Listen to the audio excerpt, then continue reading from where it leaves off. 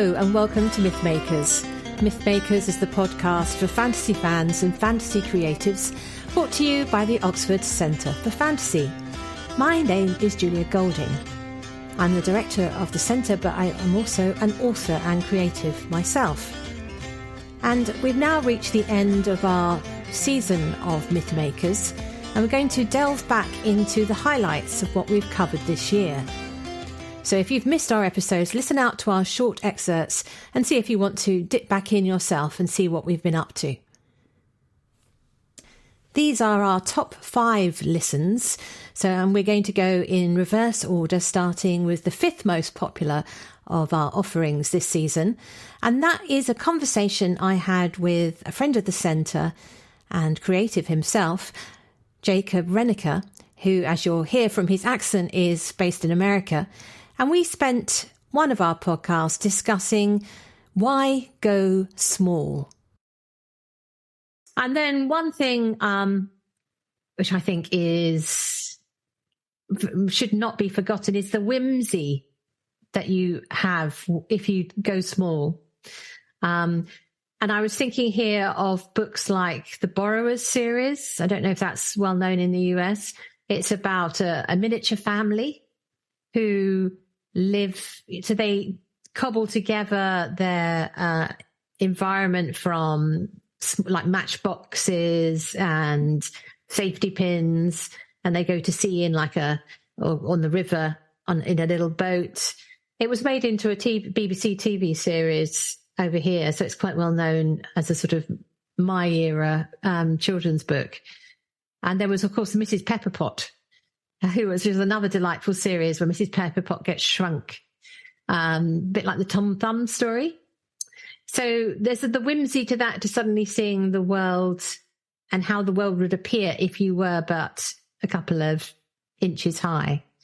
And that led me to thinking about Beatrix Potter, because in a way, majority of her stories, particularly things like The Tale of Two Bad Mice, is definitely showing the whimsy of scale. So the mice, Hunca Munca, and the other one, Thomasina? No, that's the name of one of the dolls.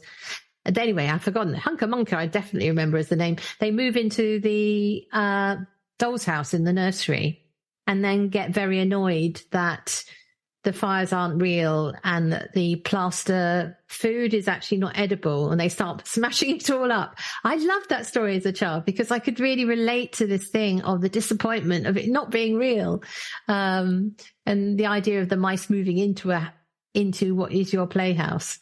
So there's this whimsy, and that connected thought in much more of the current generation. It led me to thinking about Ant-Man. Have you seen the first Ant-Man film? Yes, I've seen all of them. Yeah. Yeah. Oh, of course, you got a kiddie, so of course you're going to see all of them. Yeah.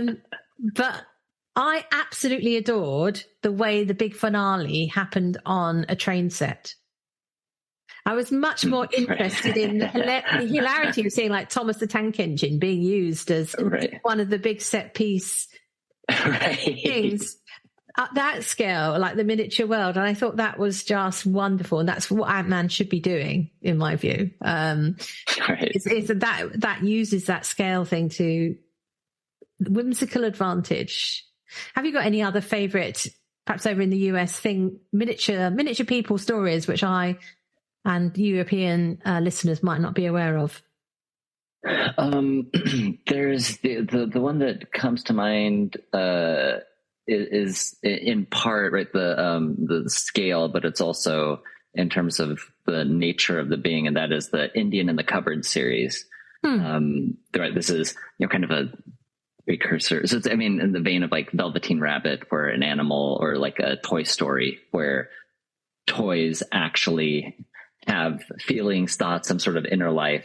And Indian Cupboard series, follows the adventures and misadventures of these small figures, as little cowboys and Indians, as they're referred to, and what happens when the doors are closed, when the children are away, that sort of thing. So it's that's another one area and you see that in like the Toy Story films.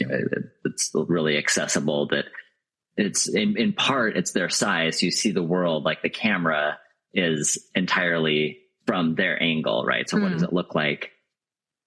Under the bed is their norm, right? Where the dust bunnies and everything are. So that's their odds and ends that have rolled under the bed. Like that's their geography.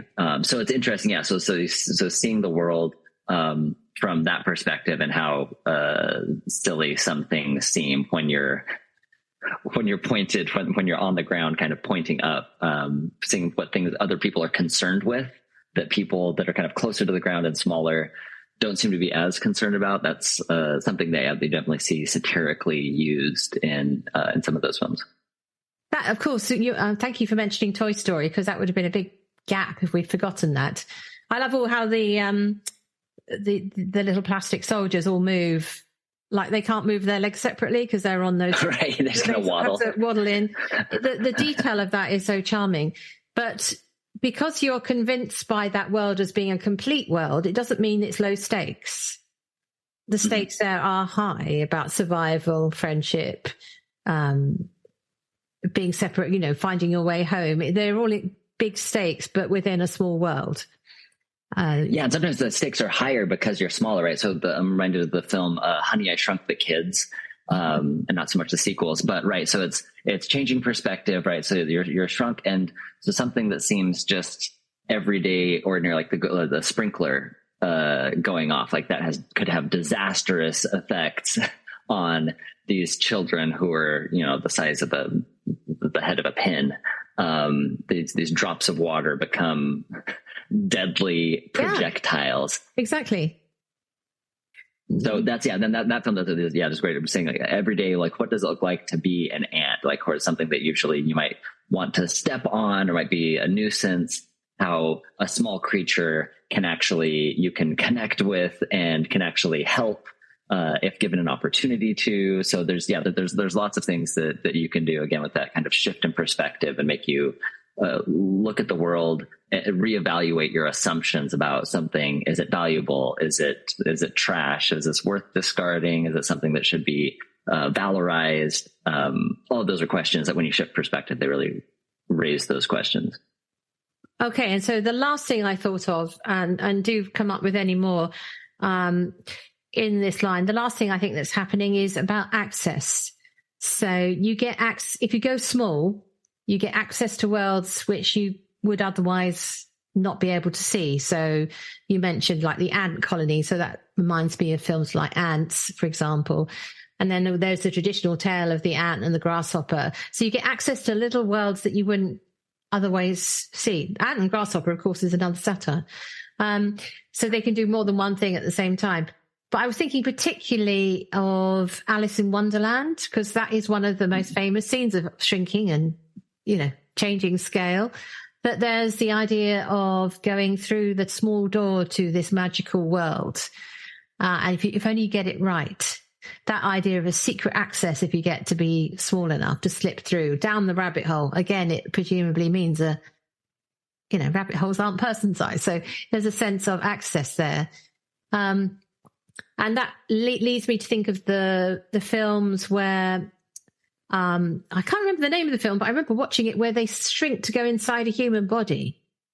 So that's Inner Space. There's an episode of the Magic School Bus that does the same thing, but it was done. Yeah. There's a Martin Short, film called Inner Space. Yeah. Where they're shrunk down and it accidentally injected, or purposefully, I can't remember which one, it was injected into somebody. So you're seeing the human body from the inside and the perils of being microscopic. Yeah. Yeah. So again, it gives you access to this new world.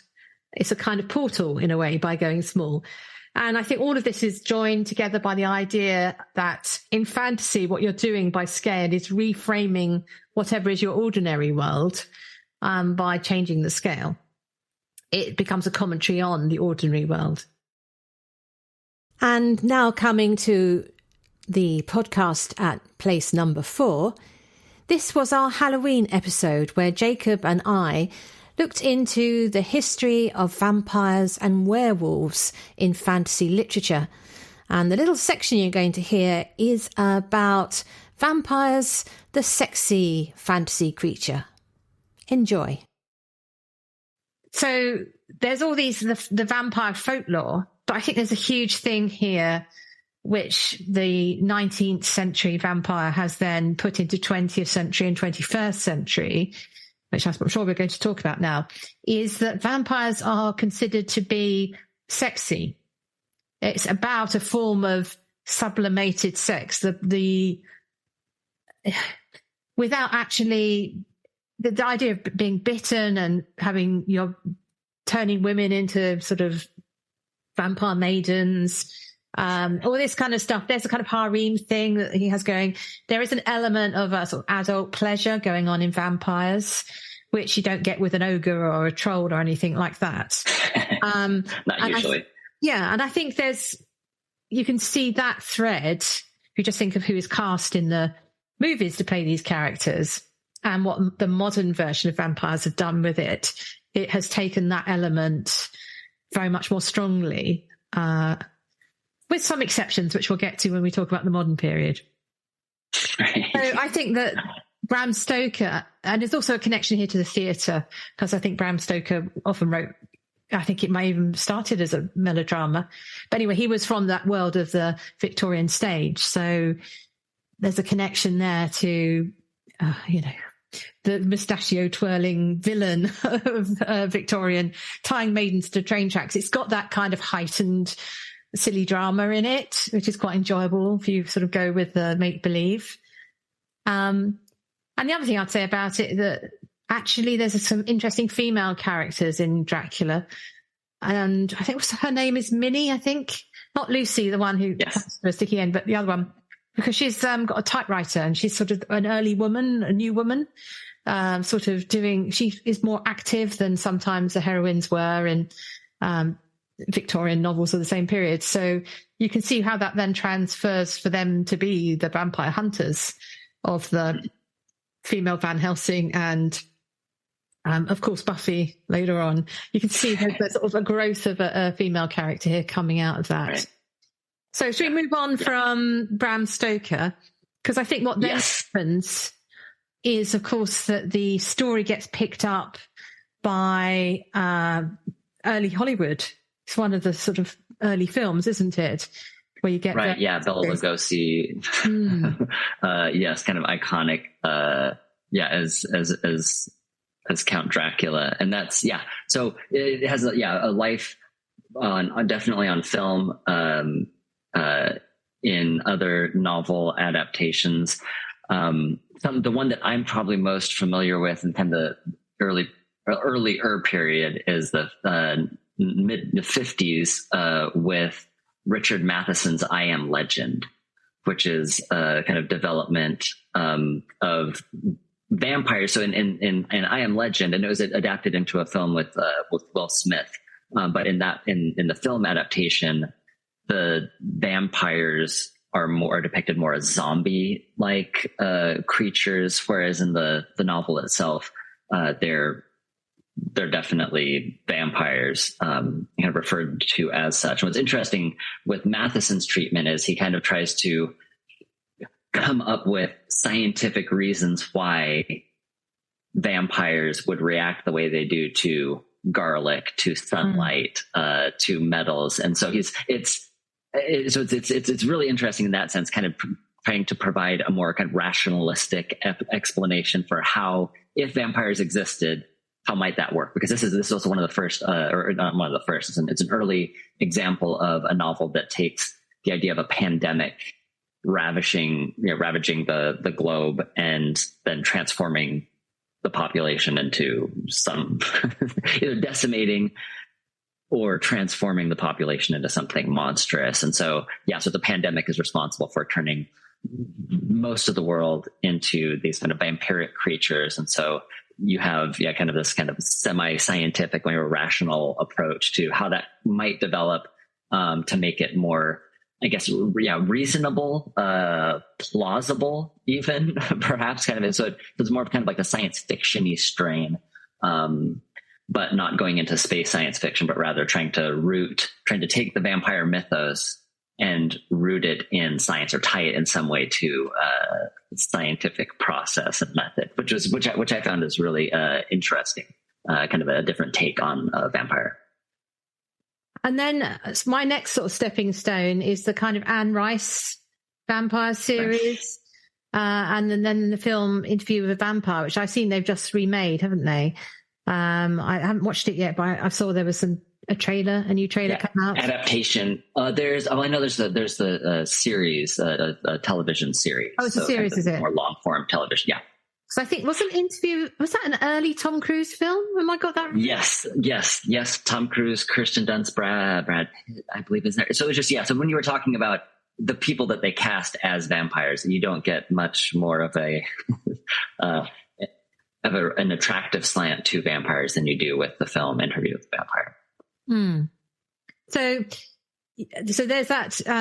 And then the Anne Rice books, I think, maybe the films as well, have spawned a whole genre of urban fantasy. I think we can just hit on a few sort of headlines on that. There are some that follow pretty much the same playbook of the sort of sexy gentleman vampire type, which you see in. Actually, that's the kind of thing you get in Buffy the Vampire Slayer, isn't it? They're all incredibly good looking, and they have that appeal to them. But then there's a very long series by a writer called Christine Feenan that has, what she does is she separates out the vampires into like the original kind of healthy, unfallen Carpathian people. And then they have a subset who are the ones who are sort of degenerating, and they're like the vampires. So she's sort of able to keep a healthy relationship going between her characters by having the real evil done by a separate sect of people.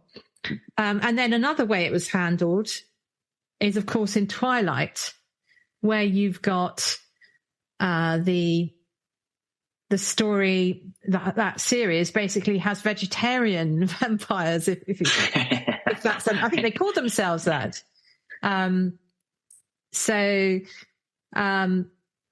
Jacob's the werewolf. Which way around is it? He's the werewolf. Yeah, Jacob. Edward Cullen. That's right. Yes. Gosh, I'm terrible. My memory of Twilight is fading. Edward's family are sort of basically controlling their appetites with very strict rules. And this is where I think that the connection to sex is apparent, because it's all about restraint. And I've got this little theory that in the same way as you can have romance, really intense romance, as you can in something like a Jane Austen, with very little physicality, there isn't a Jane Austen sex scene. No, that's not necessary, because it's all intense emotion and romance. I think what was happening in Twilight, which obviously was a YA book, before they get married in the last book, but it was all about a very intense sublimated romance, with the metaphor of not going too far was about sucking, him sort of succumbing to the temptation of drinking her blood. And it's quite funny when you actually sort of see that, because it's a kind of language that allows young teen readers to feel all those emotions without doing a sort of erotica, 50 Shades, which is where it went next when someone did fan fiction. So those intense rules connected Twilight to a sort of romance world of vampire. And so it meant that the people who were the bad vampires were the ones who were living outside the strict rules. They were basically very promiscuous in terms of their blood drinking and murderous. So, yeah, it's quite fascinating watching how that developed. So I hope you enjoyed being spooked by the vampires and werewolves from that episode. Moving on, at number 3, I had the great pleasure of talking to Dr. Holly Ordway, who is one of the new generation of Tolkien scholars. I met her first in her wonderful, wonderful book called Tolkien's Modern Reading, which I highly recommend. but she published more or less around the anniversary of Tolkien's passing, the 50th anniversary, her book, Tolkien's Faith. Holly herself is a convert to Catholicism, so was very interested in this aspect of Tolkien.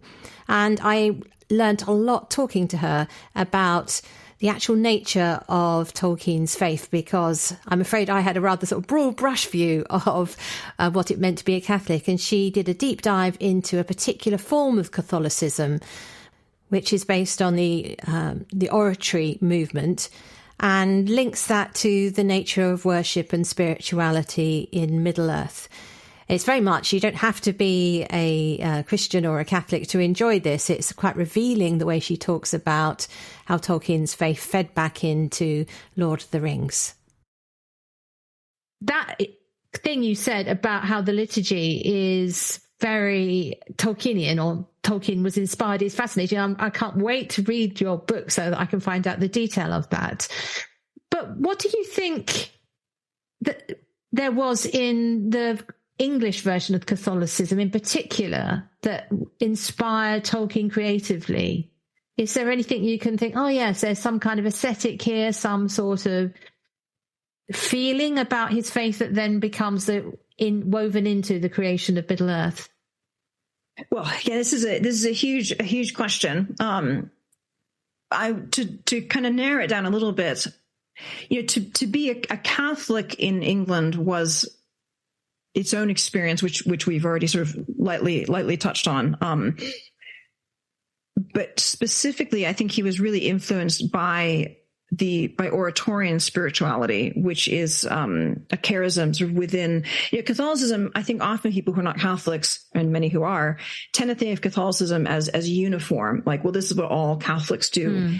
There are obviously many things that all Catholics do, but there's a lot of diversity of sort of spiritualities within Catholicism. The Dominicans are very much, their ministry is preaching. Their churches tend to be much sort of simpler, like Blackfriars in Oxford, very sort of simple, plain design.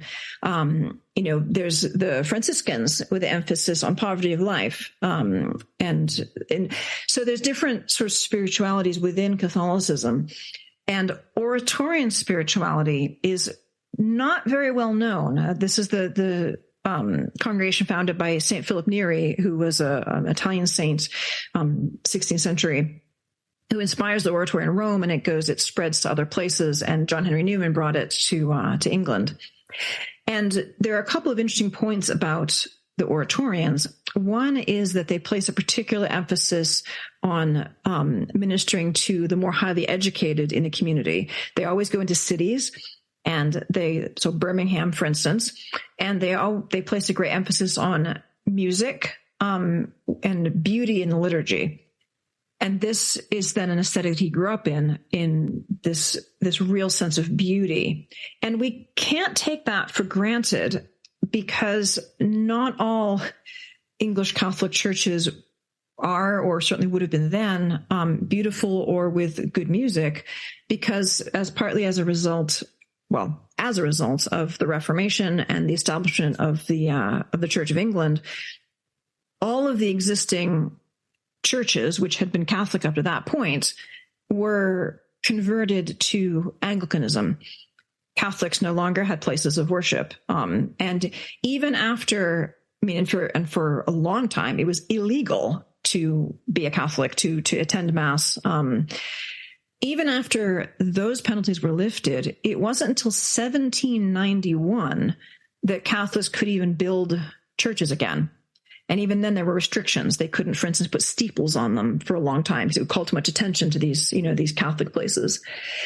And of course, Catholics in England were much poorer, significantly poorer than their Anglican counterparts. So the churches tended to be cheaper and uglier, generally speaking. And so there's a real cost in lots of ways to becoming a Catholic, not just socially, but even aesthetically. And that would have been something that Tolkien would have been well aware of. In the oratory, he had the great privilege of being able to grow up surrounded by beauty. And interestingly, he would also have seen that happening, because when he and his mother and his brother started worshiping at the Birmingham Oratory, it was not the big, beautiful church that we see now if we go and visit it. That was built during Tolkien's teenage years. He was originally a very small, shabby, kind of blah building that was then rebuilt into this big, beautiful church, sort of built up around him. So he has this early exposure to beauty and music, and a sense that it's important, that it's not just a little optional extra, that it's an important way that we worship, that we express our faith.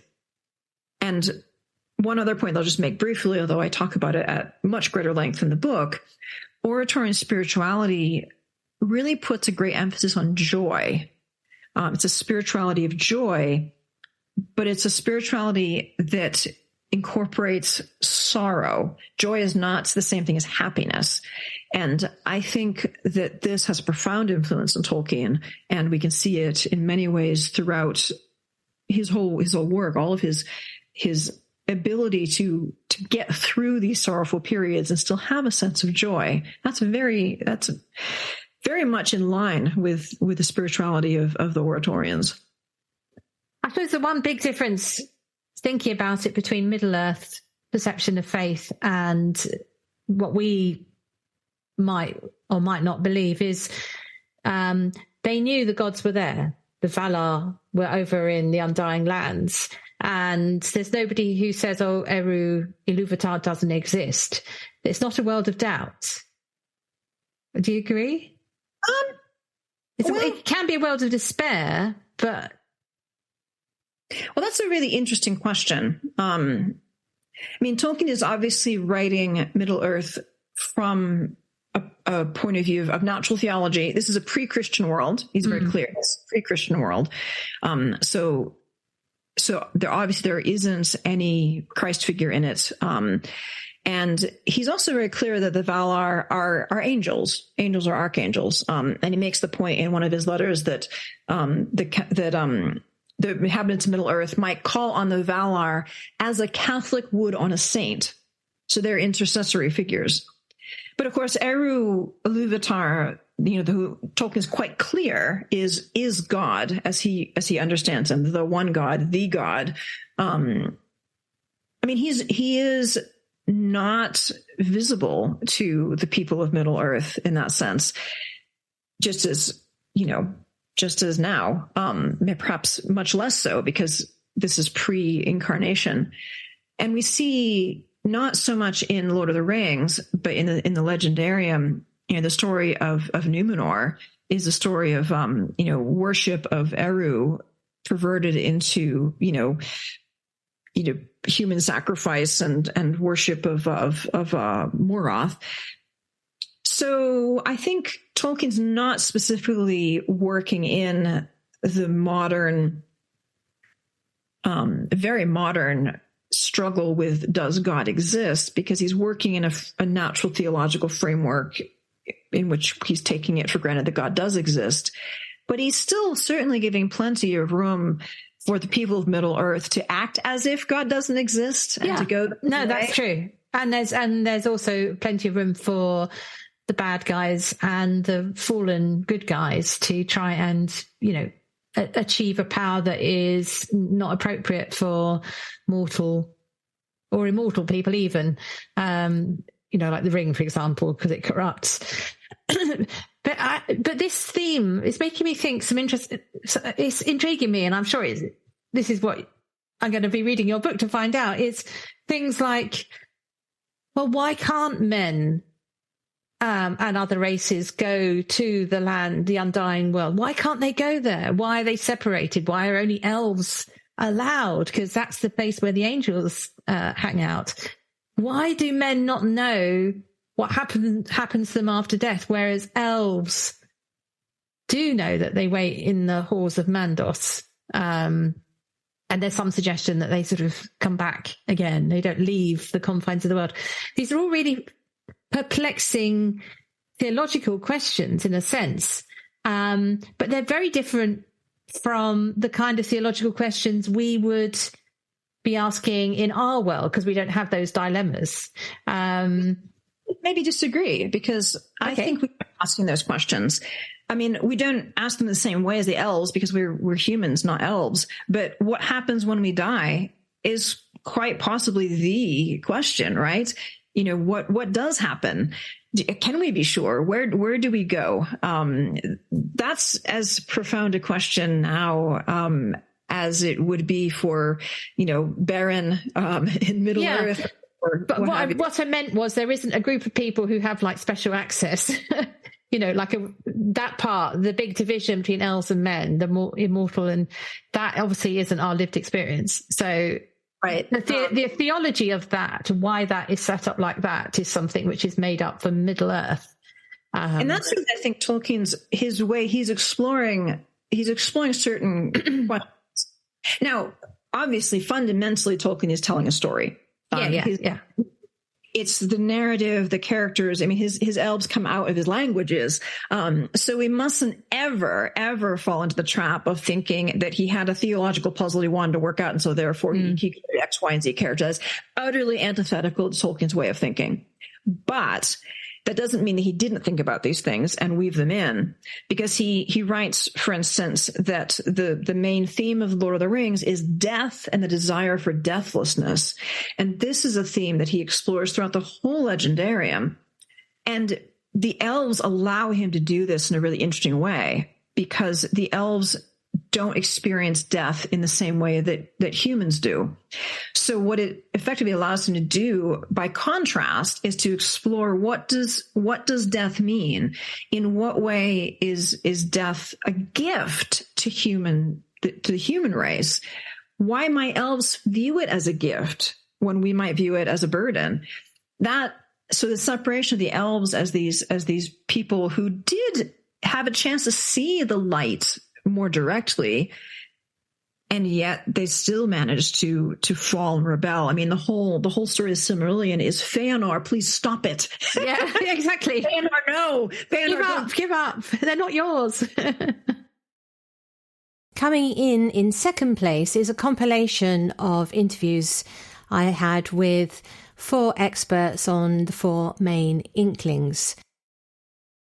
So they first met in 1926 at a meeting of the English faculty, and they'd both actually recently joined the English faculty. Lewis had been in Oxford before, but he'd just got his job here at Magdalen, and Tolkien had just arrived as the new Rawlinson and Bosworth Professor of Anglo-Saxon from Leeds University. And they met there at a meeting where they were discussing syllabus reform, a rather dry topic, but actually it was quite heated. Because there was a lot of antagonism between the English literature side of the course and the English language people. And Tolkien and Lewis found themselves on opposite sides of that debate. But despite that, they got to know each other, got on very well, because they both shared this love of the mythologies of the Anglo-Saxons and Norse mythology. And so they quickly came to become close friends, even though they were on opposite sides of that debate. And they went on to have regular meetings in a reading group, didn't they? Can you tell us something about the Coalbiters? So one of the things that Tolkien set up shortly after he came to Oxford was this Old Icelandic reading group, which was called the Coalbiters. It was sort of modelled on a Viking club that he'd set up at Leeds. And what he was trying to do was to promote the understanding of an ability to read Icelandic literature in the original Old Norse. And he invited Lewis to join that group. And Lewis had already fallen in love with Old Icelandic literature. Even as a child, as a 13-year-old, he discovered the poetry of the Vikings, essentially. But he couldn't read it in the original. So this was a great opportunity for him. And Tolkien invited a number of distinguished philologists from around the university. So the professor of Celtic was a member of it, the professor of Byzantine Greek, the professor of comparative philology. So it was a pretty highbrow get together. And they essentially were set chunks of sagas or poems to translate in advance. And then they turn up at the meeting, and Tolkien would kind of help them through, essentially. And how did that Coalbiter group become the Inklings? Well, it didn't directly, in the sense that Lewis was going to lots of sort of reading groups, discussion groups. Pretty much every night he went to something. So he set up the Michaelmas Club here in Magdalen, which was a kind of philosophical debating society. He was going to the Socratic Club, a kind of religious debating group. And he had Beer and Beowulf with his undergraduate students. And the Inklings itself started off as a group at University College, which is where Lewis had been an undergrad. And he and Tolkien were invited along as senior members, but it was essentially an undergraduates reading group where they read their own compositions to each other and commented on it. And it kind of fizzled out because it was being led by undergraduates who left the university. And then the Inklings itself started, borrowed the name from that group, and it was really centered around Lewis himself and Tolkien, who was a particularly close friend by that point, and their other friends and associates, not necessarily all members of the university, but connected with it, and many with the same kinds of interests. And it became a kind of group for sharing work in progress and commenting on it. So what do you think a meeting of the Inklings would have been like? Because we are actually sitting here in the new building where they met, in very much a room very similar to where they met every week. That's right. Yeah. So they would have turned up, I think, about 9 o'clock. And it began with Lewis essentially saying, who's got something to read? And then somebody would begin by just reading a section of something that they had been working on. If it was Tolkien, it was likely the next installment of The Lord of the Rings, or the new Hobbit book, as Lewis always referred to it. In Lewis's case, he read them The Problem of Pain and his science fiction works, The Out of the Silent Planet, Perelandra, The Great Divorce. And essentially they went round the room and read a bit and then made comments on each other's work. It would often lead into other kinds of discussion on sort of themes that had emerged, even though they were quite different, many of the contributions. So Warnie Lewis, Lewis's brother, was a member and wrote 17th century French history. Lewis's family doctor, Humphrey Havard, was an Inkling, and would give accounts of his latest mountaineering holiday. And you wonder how they managed to find common themes with this, but that's seemingly what happened. And this would go on quite often until quite late in the night. So you hold Lewis's position now at the college as Professor of English Language and Literature. What aspects of Lewis's interests in medieval literature and earlier literature did he share with Tolkien in particular? Well, both Lewis and Tolkien were interested in medieval literature, broadly conceived. So Tolkien had the chair of Anglo-Saxon literature and was particularly engaged with the Anglo-Saxon epic poem Beowulf. It's a work that he was involved in translating. His translation's only recently been published. He gave a very important lecture about Beowulf, which kind of stimulated lots of new work on as a poem. And so that was a work that Lewis himself would have been teaching regularly. He had his Beer and Beowulf sessions with his undergraduate students. And you can see that certainly influencing both of their fiction. I mean, it's the most obvious, I suppose, in The Hobbit, because it's the story of a dragon sitting on a treasure hoard.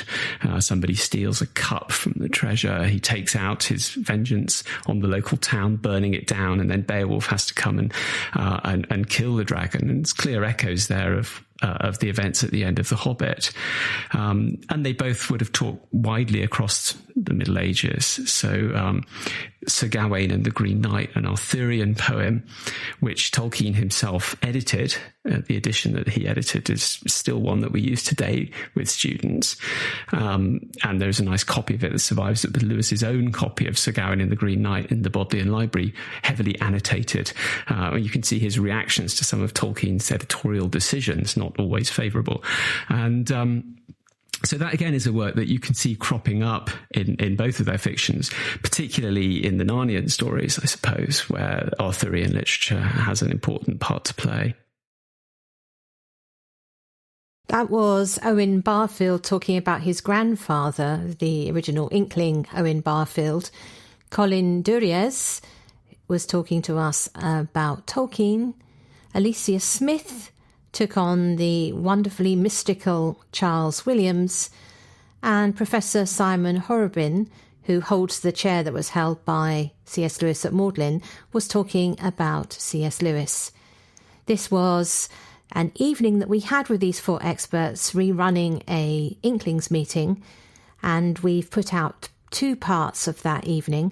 I'm afraid I ran into some technical hitches with the other parts, and I hope to dig them out of my files at some point, but you can also listen to those if you have a look at season 4 of Mythmakers. So we're still waiting for the Charles Williams and the C.S. Lewis parts, but the Owen Barfield and the Tolkien parts are already up. So what was our number 1 listen of this season? It's not that surprising, because we know here at Mythmakers that any time we mention the characters surrounding the Peter Jackson version of Lord of the Rings, that certainly gets a lot of you listening. And we had the pure delight of listening to the Andy Serkis version of the Silmarillion when it was released over the summer. And a friend of the centre who's done some of our courses, a wonderful writer from Australia called Andrew Head, who is blind and so accesses most of these texts by the audio version, so is my go-to expert. He and I discussed Andy Serkis and the strengths and otherwise of his reading of the Silmarillion. So, Andrew, but when we've talked about these versions before, you and I have both agreed that we really liked the earlier version, which I think was only from maybe 2015. It's not that old. The Martin Shaw version, reading of the Silmarillion. Do you have any words to say on that? I mean, if someone's already got the Martin Shaw version, do they need to go out and get this one? What would they be missing out if they didn't get this one? Well, they're certainly missing out on the extra information you get in the foreword and the preface and the Tolkien letter, because Martin Shaw version doesn't have it. So if you're, especially from a blind person's point of view, I did not expect those 3 little beginning parts, so I was quite chuffed to, and it's always interesting to read more on Christopher Tolkien's point of view and J.R.R. Tolkien's point of view, and Christopher Tolkien in particular provides good insight into how and why he wanted to publish the Silmarillion after his father passed away. I think that the Martin Shaw is very, his voice is lovely. It's another voice, not that dissimilar to Andy Serkis. It's resonant. It's got a sense of gravity about it. I would say that he has a couple of little mannerisms which Andy Serkis has avoided. Tolkien rather overuses the word therefore. And when it comes up in the text, and Martin Shaw lands rather heavily on that. Therefore. And once I noticed that, I got a little bit, okay. And Andy Serkis doesn't do that. I was listening out for it. So I think that possibly the Andy Serkis narration has that edge, just as a narratorial voice. He gives it more variety. He pushes the drama a bit further. I wouldn't have thought there was a huge amount of difference between the narrations in the chapters where there are less dramatic episodes, where it's more an account of the ages. They're just 2 different voices. But I would say if you're going to sort of do a toss-up between the 2, I would now go, if I was starting afresh, I'd now go for the Andy Serkis one. Yes, I think I would too, but it's always a bit of I guess it depends on your mood, because I do still quite like Martin Shaw's version. He has a great voice as well, as you say. So yeah, next time reading round, I'm unsure which one I will do. Well, there's nothing stopping us. There's nothing stopping us shuffling between the 2. For a bit of variety, have one voice read one chapter and one voice read another. I can see an advantage to doing that. Oh, that's a good idea. The other thing I like about the Martin Shaw version is you get music in that one, sort of at the end of each of the main sub stories. Oh yes, you're right. Although I love yes, you're right. There's great music. It's like a sort of it picks up the feeling of the incoming tide, and it's got a really atmosphere. Yes, you're right. They should have done that with the Andy Serkis one. Yeah. I think it's the same publisher, so they missed a trick there. Oh, yeah. Lovely punctuation marks. Yeah, it really adds a bit to the atmosphere and epicness of the tale. Yeah. They don't seem to do music as much in audiobooks these days. Well, didn't they also, this is us being quite, not many people will have noticed this, but I think the old Lord of the Rings reading by, I've forgotten his name, Robert Ingalls, also has music at the end of each book. It does, yes. Yeah. Bring back the music. Yeah. So let's talk about our favourite parts. We can put aside, the two narrators. Well done both for sitting there and reading quite a difficult book. What is your favourite part of the Silmarillion? If you were just going to dip back in and listen to one or two chapters, what would you go for? Oh, now I've stumped you there, haven't I? Yes, that's a difficult one. Well, you said a couple, so it would have to be Beren and Luthien, and then it would have to be the Calabeth, or the downfall of Numenor. Oh, okay, that's interesting. So Beren and Luthien are like the precursor to Aragorn and Arwen. They are a man and an elf who fall in love. And Tolkien identified very much with Beren and Luthien. In fact, on his gravestone, he and his wife are known as Beren and Luthien. So it was his heart story. And I completely agree. I think it's 2 chapters. One in the Andy Serkis, it's extremely well read as well. And it has the talking dog. So what's not to like? There's the folkloric structure of the hero being set an impossible task. He has to go and get one of the Silmarils from the hand of Melkor, who's like the biggest baddie of them all. It's very much like one of those fairy tales. He sets off, and Luthien, who is actually really the hero of the tale, let's face it, she goes with him. Hooray! One of the, what's the word? Are we allowed to say kick-ass heroines of Tolkien? Doesn't feel very Tolkien. Feisty. Maybe that's a bit more Tolkien. I'm not sure I'd go for the Numenor section, but I would go, though it is fascinating.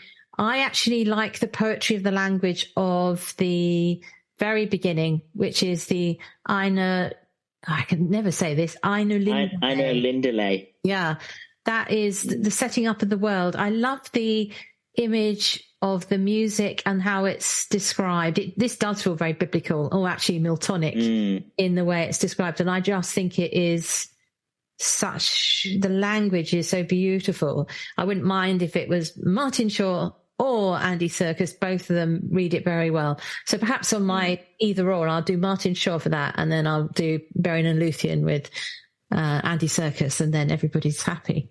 So that's my pick. And then my last question to you is, which of these stories would you most like to have seen written up into a full-length book? You told me before we started this call that you've actually read some of the later curated longer-length versions of these stories, and you have views on them. I'd like to share us those views, and then tell us what you would like to have seen written up in the same way as a sort of Lord of the Rings style book. Yes, well, we've got The Children of Húrin, which is a full-length standalone novel.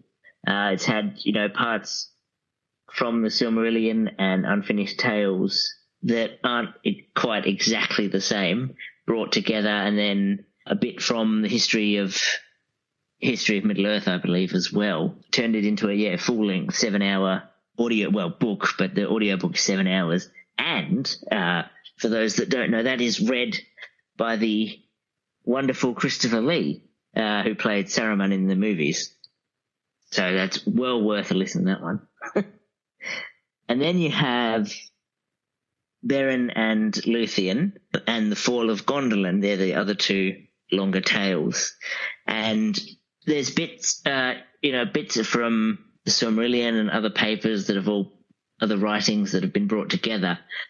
But they're actually interspersed with, so you get story, but then interspersed with Christopher Tolkien's notes and sort of showing you how the story's changed over time. So you get characters with different names and different happenings in the events in the story, and then Christopher Tolkien's writings come in and explains how it's changed over the many, many years.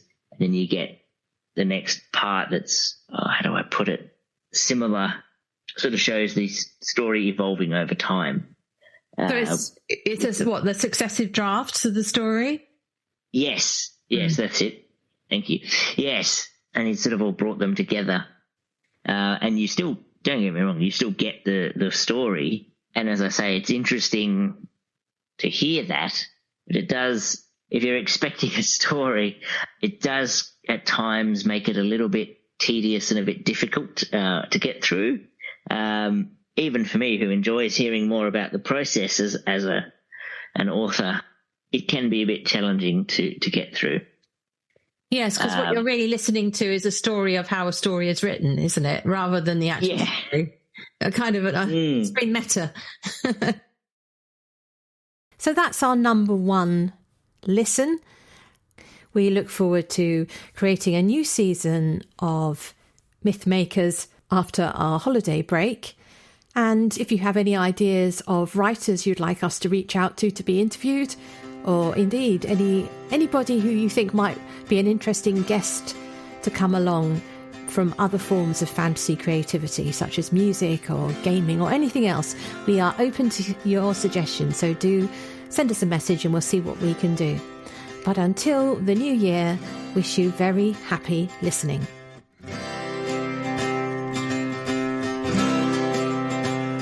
Thanks for listening to Mythmakers Podcast, brought to you by the Oxford Centre for Fantasy. Visit oxfordcenterforfantasy.org to join in the fun. Find out about our online courses, in-person stays in Oxford, plus visit our shop for great gifts. Tell a friend and subscribe wherever you find your favourite podcasts worldwide.